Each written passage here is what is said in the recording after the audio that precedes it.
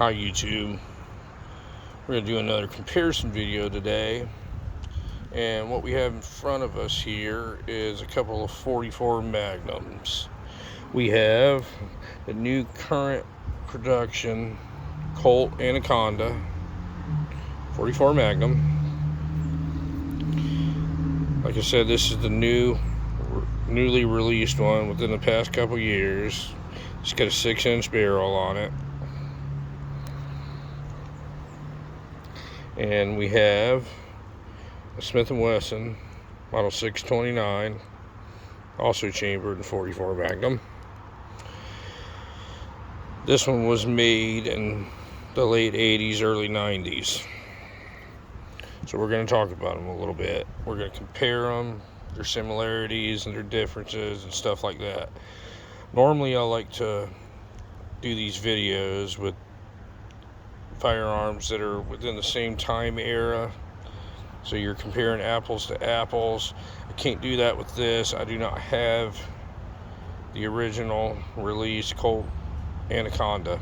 I used to have one. It was a big disappointment, one of the biggest disappointments firearms I've ever purchased. I got rid of it. I was very excited when this one came out. Got it. It's been nothing but a dream. So let's start with that one since we're talking about it. This is a current production Colt Anaconda 44 magnum with a 6-inch barrel. It came from the factory with rubber grips on it.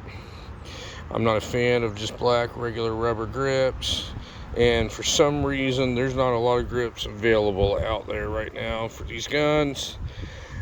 These are synthetic ivory grips I bought from a company called Boone Trading Company. I believe they're out of Oregon. They were awesome to work with.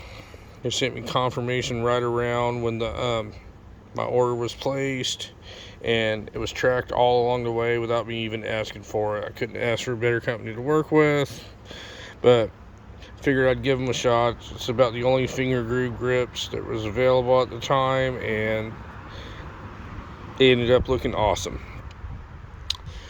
Alright, noteworthy, the new style Anaconda, the same grips will work on this gun that works on the Colt Python. That's the old Colt Python and the new Colt Python. They all take the same grips. So if anybody's got one out there and they want to put different grips on them, all you got to do is search Colt Python grips and they will fit on this gun. Alright, so I have a video with my old Anaconda. It's an old video. You can go look at it for reference. You can see the differences that I'm talking about. But with this gun, it's 100% better. This gun absolutely is a blown up version of the new released Colt Python. It's got the same kind of action in it. It's got that leaf spring action that's so smooth. It just works so smooth. The single action, the double action, it's just absolutely a dream. This action work on these guns. They knocked this one out of the park more so than I think they did the Python. The Python, you can make the argument that it was a little bit, if any, step down from the original release Python. This is about 100 steps forward. This gun is absolutely 100% better than that old Anaconda ever was. The old Anaconda had a cast trigger on it, had a cast hammer on it, it had a coil spring action in it that was similar to the old King Cobras. It was more like a budget-minded revolver that they put a vented rib to make it look like a Colt Python, but nothing about that thing was a Colt Python. This has got the exact same action, only all the parts are bigger because it's a 44 Magnum. This thing is massive. It's got the biggest cylinder for a 44 Magnum of anything I've ever owned. This thing is built like a tank. It's heavy, it's big, it's obnoxious looking, super cool. This is a little bit of a rare gun. If you want to use that dreaded word rare, because Usually that's the word people use when they're trying to sell you something. I'm not trying to sell you anything, so you can listen. This is kind of rare because the majority of the 629s from this era, this pre-locked era, had 6.5-inch barrels. The underlug was cut off about right here, right in the middle, and it didn't have this cool looking unfluted cylinder in it. This one's got all of those. This is what they call the classic hunter. I've only seen 3 of these ever in my entire life, and believe it or not, I mean, this gun, if I was to sell this gun, would probably sell for the same price as this one, if not a little more.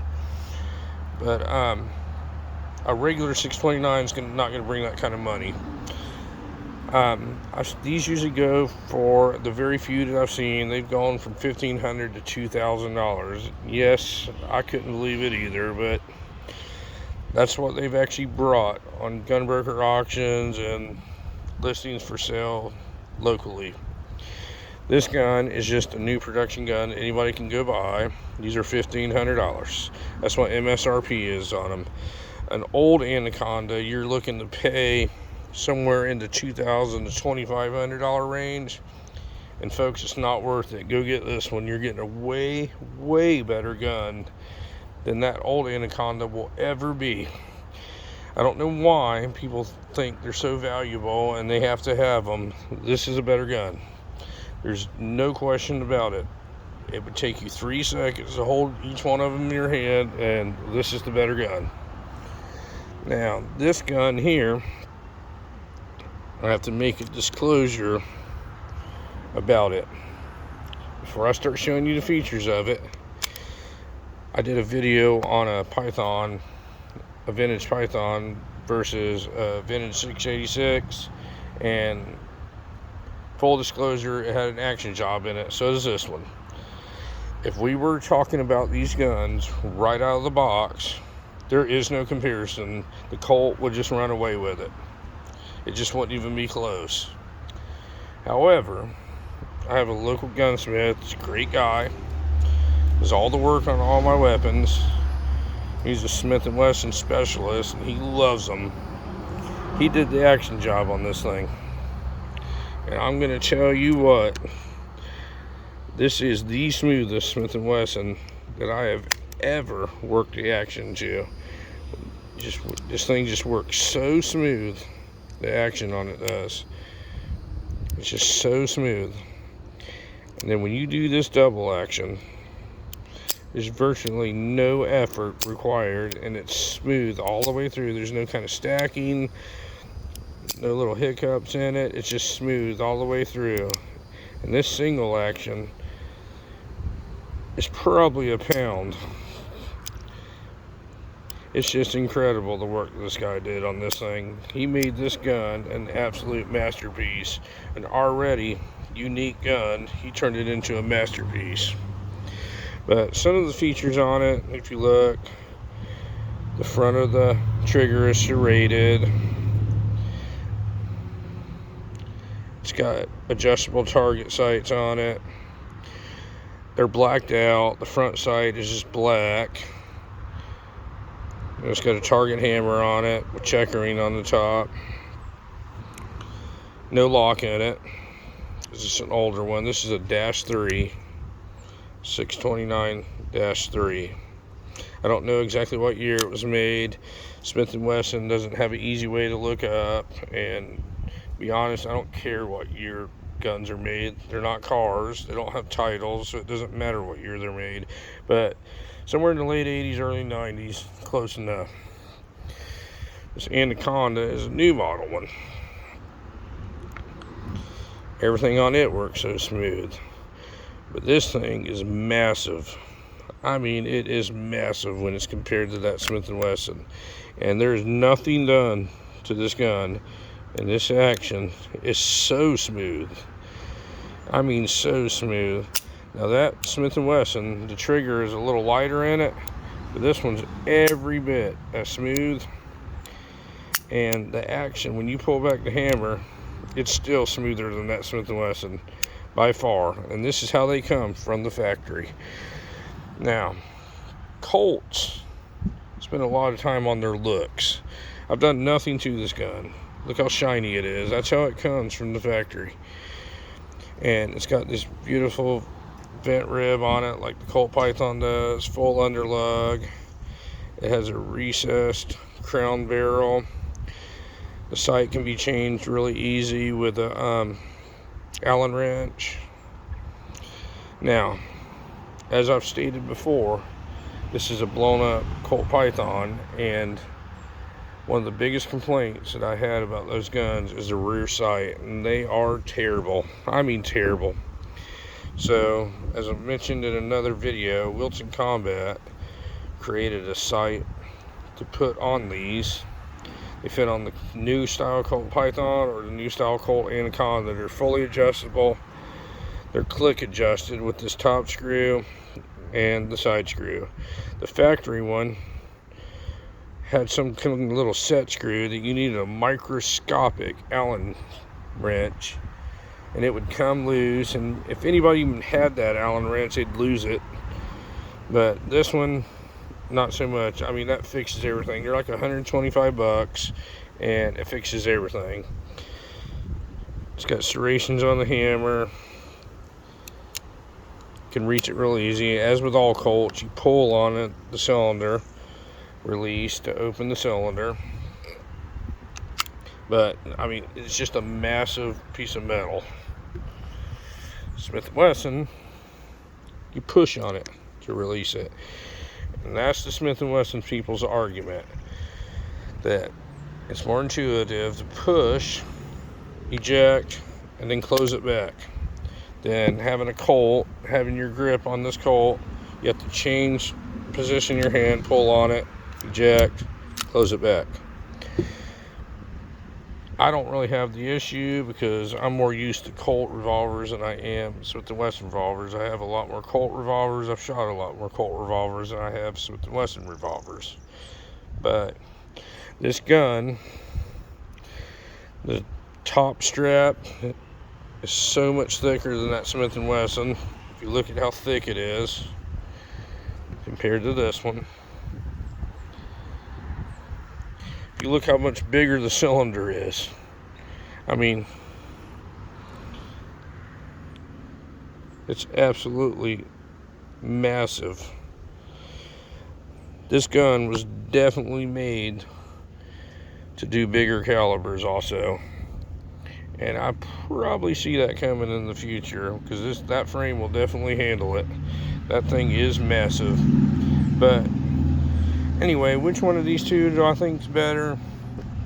Honestly, I think they're about the same. But this one had to have a lot of work done to the inside to make it work as smooth as this factory gun. I mean, you had to do stones and files and everything to get this action to work like that. And that's been always my complaint with Smith & Wesson. They take less time on the little details. Like, you look at this gun here, all the cylinder ends are rounded off. There's no sharp edges anywhere. They just really pay attention to looks on these things. Just everything's perfect. It just looks amazing. These guns are more like workhorses. Ends of the cylinder, the edges of the cylinder are a little bit sharper. If you look right here, you can sort of see a gap.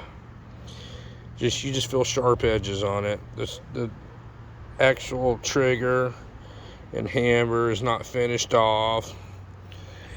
I mean, it's forged parts, but it's just not finished off, and they just took less time and put less thought into what it looks like, and they made it functional, which is fine. Now, when you bought these things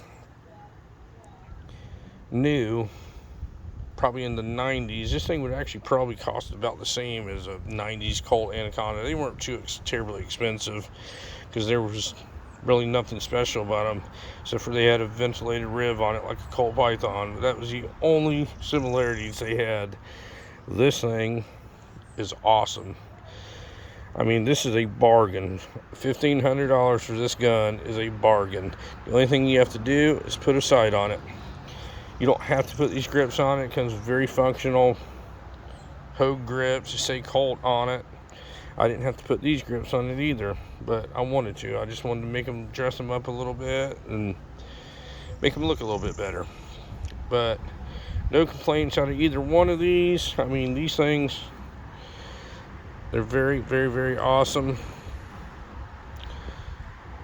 I lean more towards Colt than I do Smith & Wesson, but man, this one's really awesome. I've mentioned before, Smith & Wessons turn counterclockwise when you cock them. Colts always turn clockwise. Even back to the single action armies, they always turn clockwise. So, if you're even considering, I usually don't tell people what to do, but if you're even considering getting a Colt Anaconda, I wouldn't even look at the old one. They're overpriced and they're not that good of a gun. Either one of these two guns are 10 times the quality of one of those old Colt Anacondas, and you're going to pay for one of those things because some collector thinks he's sitting on a gold mine because it says Colt on it. The magic 4-letter word, Colt. $2,000 plus. $1,500 gets you perfection right here. And this one, I mean, this is going to be a little bit hard to find, but you can find regular 629s out there in the $900 to $1,000 range, and with a little bit of action work and everything, they can be made just like that Colt right there. But if they were stock guns right out of the box, and this one is, it's not even worth having a conversation. Smith & Wessons just don't have the smooth of action. They just don't. They work good, but they don't work like a Colt does. But anyway, I just thought I'd show off a couple of 44 Magnums and see what y'all thought about it. If you have any questions, feel free to ask. If I know the answer, I'll be glad to answer it. If I don't know the answer, I'll tell you I don't know the answer. I'm not an expert on any of this stuff, but I've been around these things for a long time and I've learned a lot. Thank you for watching the video.